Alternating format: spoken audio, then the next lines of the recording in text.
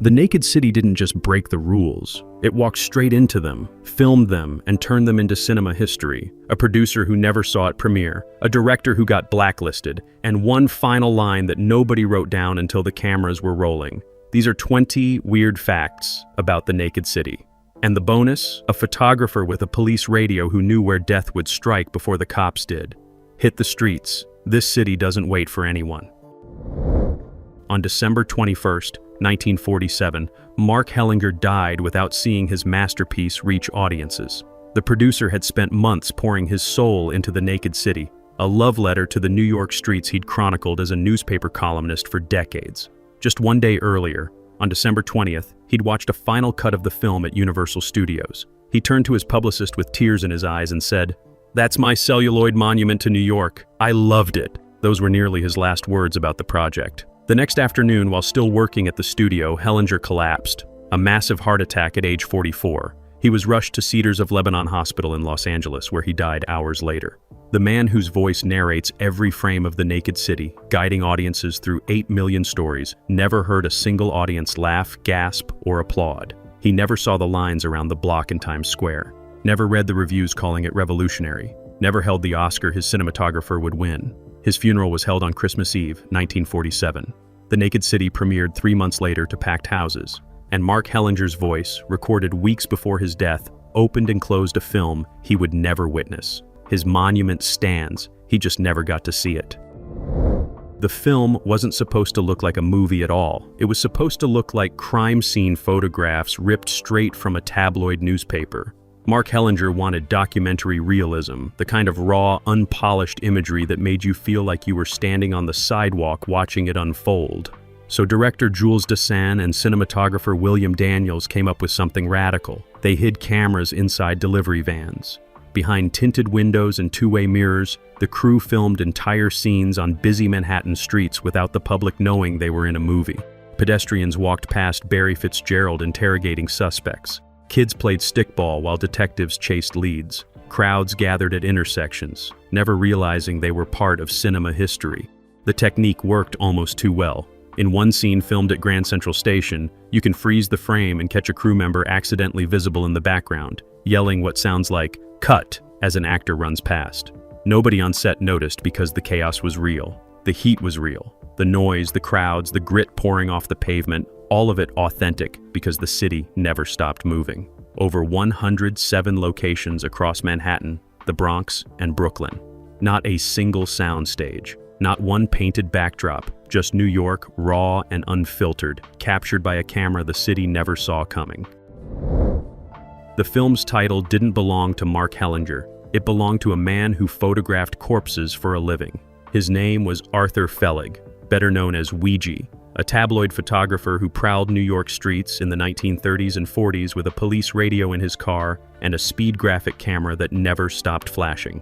Ouija earned his nickname from the Ouija board because he had an almost supernatural ability to arrive at crime scenes before the police. How?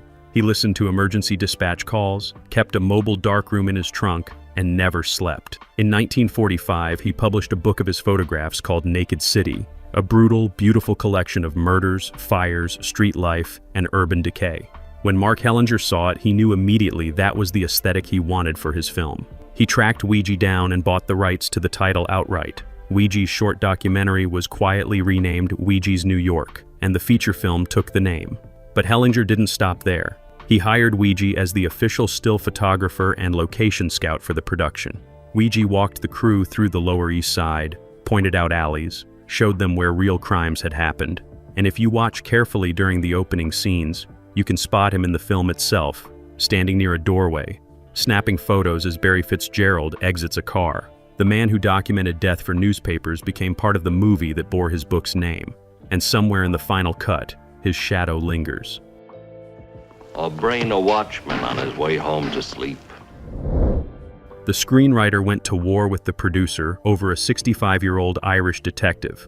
Malvin Wald had spent a month embedded with New York City homicide detectives, learning how they talked, how they worked, how they thought. And what he found was this. Most of them were older, exhausted, Irish or Italian, and deeply skeptical of Hollywood nonsense. So when Wald wrote the character of Lieutenant Dan Muldoon, he made him 65 years old with an Irish brogue and a weary sense of humor. Mark Hellinger hated it. He wanted James Stewart, young, handsome, idealistic, a movie star who could carry the picture on his shoulders. Wald refused. He told Hellinger, "If you want James Stewart, find another writer. This detective is real. He's the guy who's been solving murders for 40 years while everyone else goes home." They argued for weeks. Hellinger pushed back. Wald held firm. Finally, Wald suggested Barry Fitzgerald, the Irish actor who just won an Oscar for Going My Way. Hellinger thought Fitzgerald would never take the role. Too big a star for a gritty procedural, but Wald called him anyway. Fitzgerald read the script, loved the character, and signed on immediately. And just like that, the fight was over. When the cameras rolled, Fitzgerald played Muldoon with a quiet, pipe-smoking dignity that anchored the entire film. He didn't chase suspects through alleys. He just stood there, thought it through, and figured it out. No James Stewart heroics, just an old cop doing his job. And that realism, that authenticity Wald fought for, became the soul of The Naked City. Well, loose, sir. The music almost destroyed the film in its final hours. After months of shooting and editing, Mark Hellinger watched a rough cut with temporary music composed by George Bassman, a colleague of director Jules Dessin from their MGM days. Hellinger sat through the entire screening in silence. When the lights came up, he looked physically ill. "This score is killing the picture," he told Dessin. "It's wrong. It's all wrong." Dessin was defensive. Bassman was his friend. But Hellinger didn't care about friendships. He cared about the film. The next day, he called Miklos Rozsa, the legendary composer who'd scored his previous films The Killers and Brute Force. Rozsa was unavailable, working on another project. Hellinger begged. Rozsa hesitated. Hellinger begged harder. Finally, Rozsa agreed to step in, but only for the film's climax and epilogue, the Williamsburg Bridge chase and the closing montage. Frank Skinner, another composer, would handle the earlier scenes. It was a patchwork solution, rushed and desperate, and it happened on the night before Mark Hellinger died, December 20th, 1947. His last act as a producer was securing the music that would close his final film. Rozsa worked through the night composing Song of a Great City, a sweeping orchestral tribute to New York that plays over the film's famous ending. Later, Rozsa compiled music from all three Hellinger films into a suite called the Mark Hellinger Suite, dedicated to the producer's memory. Hellinger never heard the finished score, but his instincts, even on his deathbed, saved the picture. Jules Dessin directed a masterpiece and then lost everything. The Naked City premiered in March 1948 to rapturous reviews and sold-out crowds. Critics called it revolutionary. Audiences loved it. Dessin's career was soaring. And then, in 1947, the House Un-American Activities Committee came for Hollywood.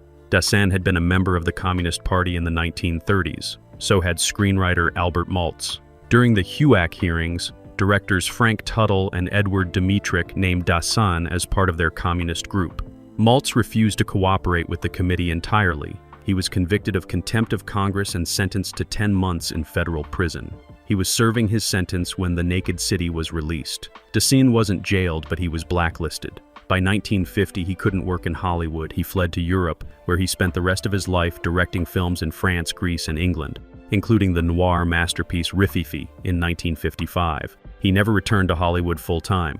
Albert Maltz, after his release from prison, moved to Mexico for 10 years, writing under pseudonyms when he could find work. Both men watched The Naked City become a cultural phenomenon from exile. The film they created as a tribute to American streets became the reason they could never walk those streets as filmmakers again. Dessin later said he wept when he saw how the studio had cut the film, removing bits of character development. But he also said The Naked City was the work he was most proud of, a love letter to a country that kicked him out. The final chase scene on the Williamsburg Bridge took 3 weeks to film and nearly killed the crew. The sequence, where killer Willie Garza flees from police across the towering steel structure, is one of the most iconic endings in film noir history. But behind the cameras, it was chaos. The bridge was fully operational during filming. Cars, trucks, pedestrians, all moving through the shot, while the crew tried to capture Ted DeCorsia, running upstairs, across walkways, and onto the upper tower. No stunt doubles for most of it. No safety harnesses, just actors running along steel beams hundreds of feet above the East River while cinematographer William Daniels tried to capture it from every angle. The heat was brutal. Summer in New York, no breeze at that height, just sun bouncing off steel and concrete. DeCorsia, playing Garza, was drenched in sweat by the second take. Crew members had to be pulled off the bridge mid-shoot due to heat exhaustion. One camera operator nearly passed out from dehydration, and still, they kept shooting. Day after day, climbing those stairs, racing across platforms, filming from below, from above, from angles that had never been attempted. Daniels used every trick he knew. Wide shots showing the city sprawling below, tight close-ups of Garza's panicked face, POV shots from his perspective, looking down at the cops chasing him. When it was over, Dassin had 3 weeks of footage for a 5-minute sequence. And when Daniels won the Oscar for Best Cinematography, that bridge chase was the reason why. Dangerous, exhausting, and absolutely breathtaking.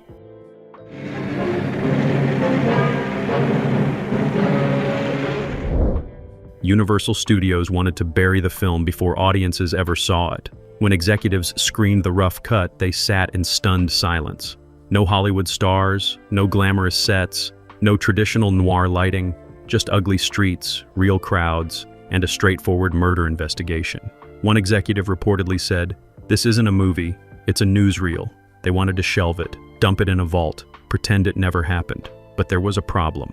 Mark Hellinger's estate. After his sudden death in December 1947, his lawyers held firm to the terms of his contract. The film had to be released. Universal had no choice. So they did the bare minimum, limited marketing, a quiet release in March 1948, no big premiere, no fanfare. They even filmed one key scene atop an unfinished office building that would eventually house Universal's own New York headquarters, and the studio still didn't care.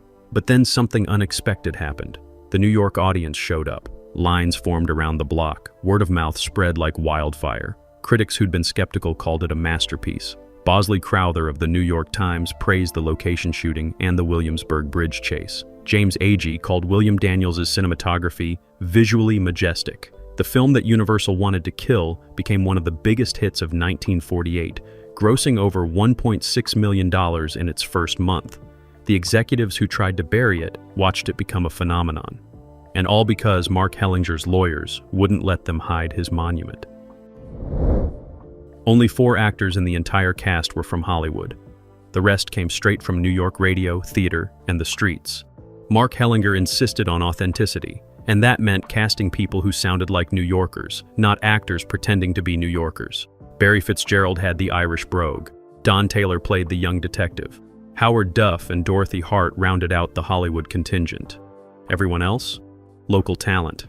James Gregory, making his film debut, played a patrolman. Nehemiah Persoff, also in his first film role, appeared as a suspect. John Randolph, fresh from performing in Command Decision on Broadway, took a small part. Paul Ford, Kathleen Freeman, Arthur O'Connell, all New York stage actors. Even the bit players, the shopkeepers, the witnesses, the bystanders, most of them were just people Ouija and the crew found during location scouting. A deli owner played himself. A newsstand vendor did the same. The woman selling flowers on the corner, not an actress, just a woman who actually sold flowers on that corner. Universal's press materials proudly noted that over 250,000 feet of film was shot to make the picture, with concealed cameras capturing crowds who had no idea they were part of a Hollywood production. The result was a cast that felt lived in, real, because half of them were just living their lives. And decades later, critics would call it the birth of neorealism in American cinema, not because Dassin was copying the Italians, because he let New York be New York. The film's most famous line was never written down. There are 8 million stories in the naked city. This has been one of them. Mark Hellinger's closing narration became one of the most quoted lines in cinema history. It launched a television series. It became cultural shorthand for urban storytelling. And according to some accounts, Hellinger improvised it in the recording booth. The script reportedly ended more abruptly, with a simple acknowledgement of the detective's work. But when Hellinger sat down to record the final narration, he started ad-libbing. He was a newspaper columnist at heart, someone who'd spent decades capturing New York in words. He knew the city had millions of lives, intersecting every day, millions of dramas, tragedies, love stories, crimes, all happening simultaneously. And this film was just one of them, so he said it. Simple, elegant, true. The line captured the entire philosophy of the film. You're not watching the most important story in New York, you're just watching one story among millions. And when the movie ended, those other millions kept going. The television series that followed in 1958 used the same closing line in every episode. It became the franchise's signature. Writers and directors for decades imitated the structure. One case, one investigation, one story in a city full of them. All because Mark Hellinger, recording his final narration days before his death, understood that the real star of The Naked City wasn't the detectives or the criminals. It was the city itself, and it never stopped telling stories. 10 years after the film premiered, it came back as a television series that ran for 5 seasons and changed TV forever. In 1958, ABC launched Naked City as a half-hour police procedural filmed entirely on location in New York, just like the movie. James Franciscus and John McIntyre played the same characters Barry Fitzgerald and Don Taylor had originated, Detective Jimmy Halloran and Lieutenant Dan Muldoon. The show used Mark Hellinger's famous closing line in every episode. There are 8 million stories in The Naked City. This has been one of them. But midway through the first season, McIntyre quit. He wanted to go back to his Montana ranch. He was tired of New York. So the writers killed his character in a car crash and brought in Horace McMahon as his replacement. The show struggled in the ratings initially, but in 1960, ABC brought it back as an hour-long drama. This version ran for 3 more seasons, 138 episodes total, and became a massive hit. It featured early appearances from actors who'd later become famous. Burt Reynolds, Robert Duvall, Dustin Hoffman, Martin Sheen, all playing bit parts before they were stars. The show pioneered the semi-anthology format, where each episode focused on guest actors rather than the regular cast. It influenced everything that came after. Law and Order, NYPD Blue, Homicide, Life on the Street, all of them owe a debt to the TV version of The Naked City. And in 1997, TV Guide ranked one episode, Sweet Prince of Delancey Street, as number 93 on their list of the 100 greatest episodes of all time. A film that almost got buried by Universal became a television franchise that defined cop shows for generations. The cinematographer who won an Oscar for The Naked City had already filmed one of the greatest movies ever made. William H. Daniels wasn't just any camera operator.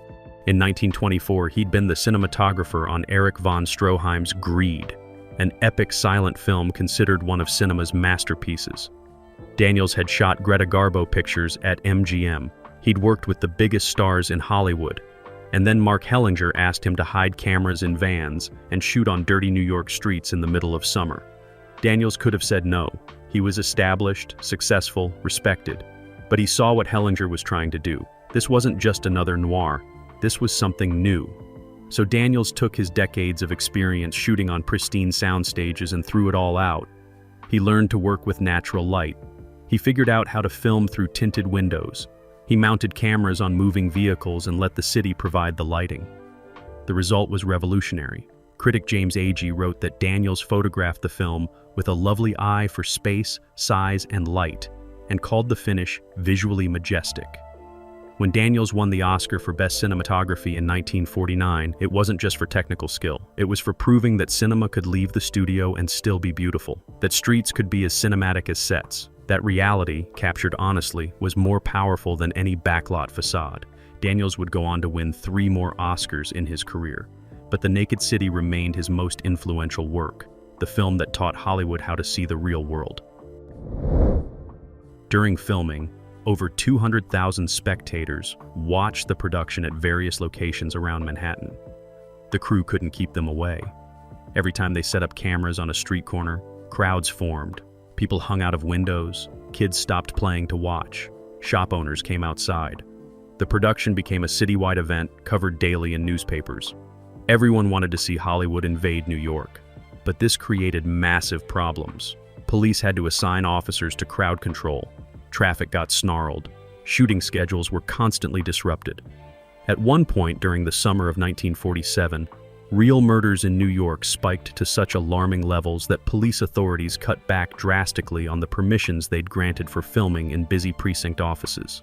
The actual police couldn't spare the manpower because they were dealing with actual crimes. So Dassin and his crew had to improvise, filming scenes in hallways, on sidewalks, anywhere they could find that didn't interfere with real police work. The irony wasn't lost on anyone. They were making a movie about solving murders while real detectives worked real murder cases just feet away. The crowds, the heat, the chaos, all of it was uncontrolled, unpredictable, and utterly authentic. And you can see it in the final film, the energy in every frame, the sense that anything could happen because on those streets, anything did happen. The Naked City wasn't just filmed in New York, it was filmed in a New York that refused to stop being itself. For The Naked City, Mark Hellinger discovered one of Hollywood's biggest stars. In 1946, he produced The Killers based on Hemingway's short story. For the lead, he cast a complete unknown, a 32-year-old former circus acrobat named Burt Lancaster. It was Lancaster's film debut. Nobody knew him. Nobody cared.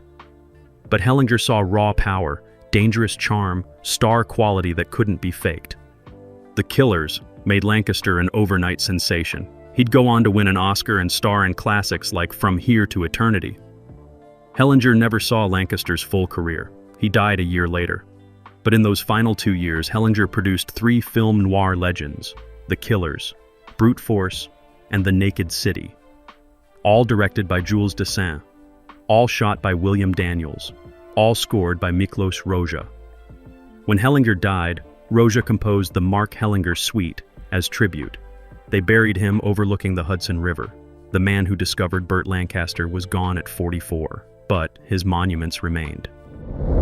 In 2007, 59 years after its release, The Naked City was inducted into the National Film Registry by the Library of Congress. The registry honors films that are culturally, historically, or aesthetically significant.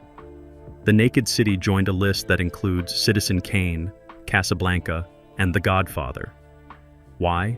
Because it changed everything.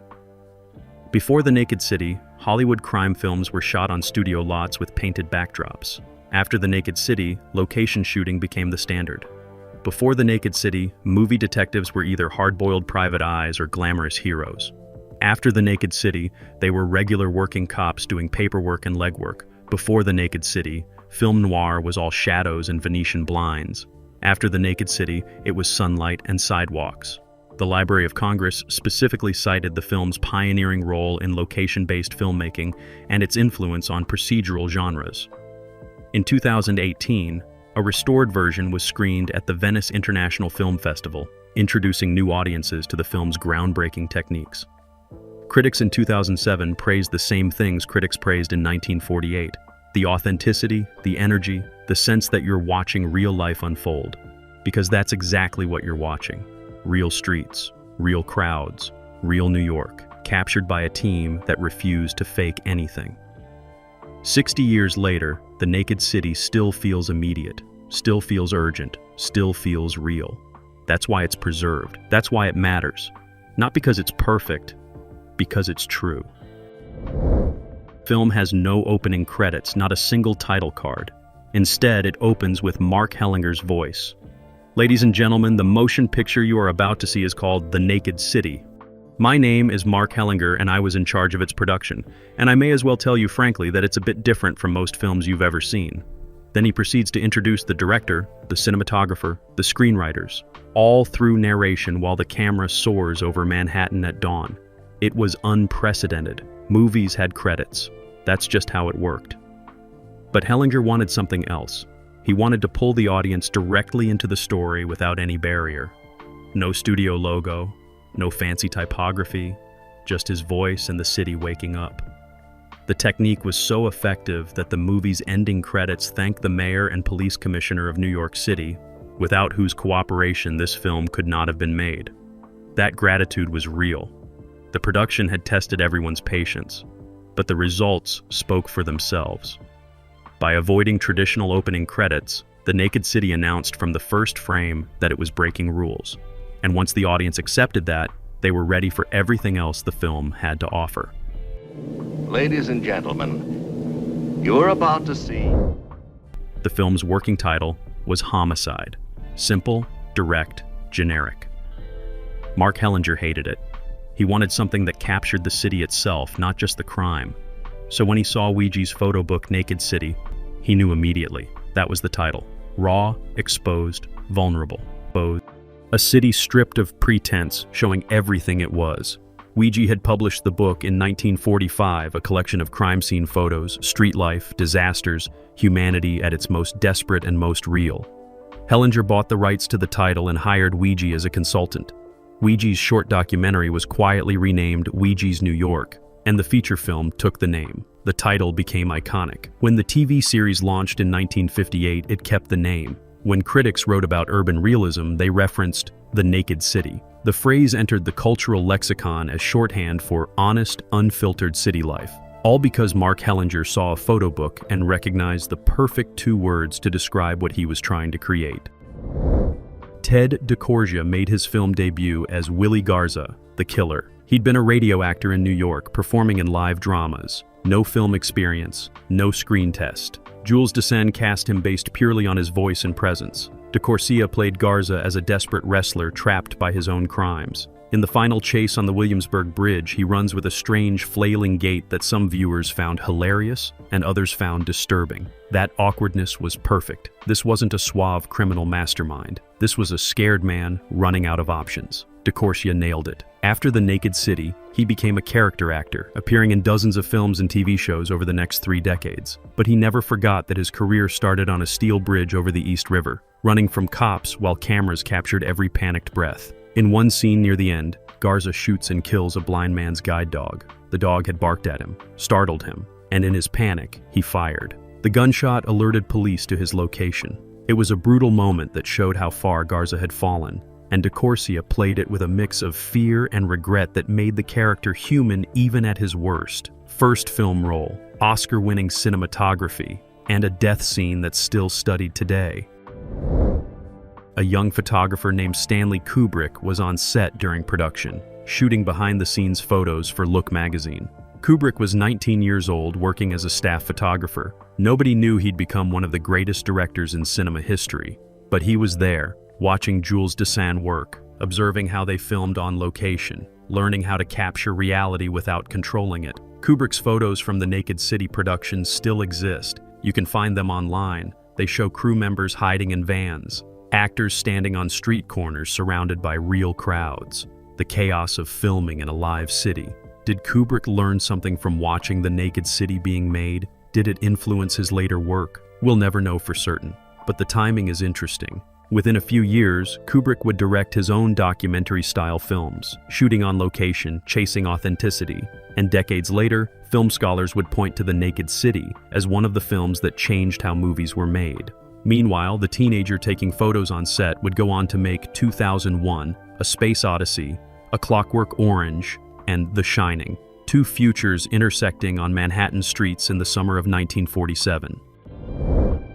The opening sequence shows New York City waking up, the sun rising over the Brooklyn Bridge, milkmen delivering bottles, street sweepers pushing brooms, and allegedly that sweeper in the final shot is Weegee himself. Arthur Fellig, the photographer who documented death and disaster, appearing in the film that bore his book's name. It's never been confirmed, but multiple sources claim it's him, sweeping Broadway as the city comes alive. If true, it's the perfect cameo. The man who photographed the naked city, literally cleaning its streets in the film's final moments. Weegee died in 1968, 20 years after the film premiered. But his influence lives on. His aesthetic, his eye for the dramatic and the desperate, his ability to find beauty in ugliness, all of it shaped The Naked City. And through The Naked City, it shaped how we see cities in cinema. Every cop show filmed on location, every documentary-style drama, every time a camera captures real life without interfering. That's Weegee's legacy. And somewhere in that opening montage, he's there, sweeping the street, watching his city wake up, ready for another day, another drama, another story among 8 million stories. Mark Hellinger couldn't stop giving money away. On payday, people lined up outside his office. Friends, strangers, anyone with a hard luck story.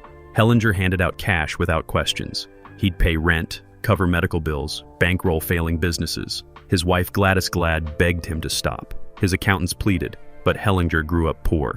He'd made it, and he believed in sharing. When he died at 44, his estate was surprisingly small. He'd given it all away. But everyone showed up for his funeral, not because he was successful, because he'd helped them when they needed it most. That generosity lives in every frame of The Naked City.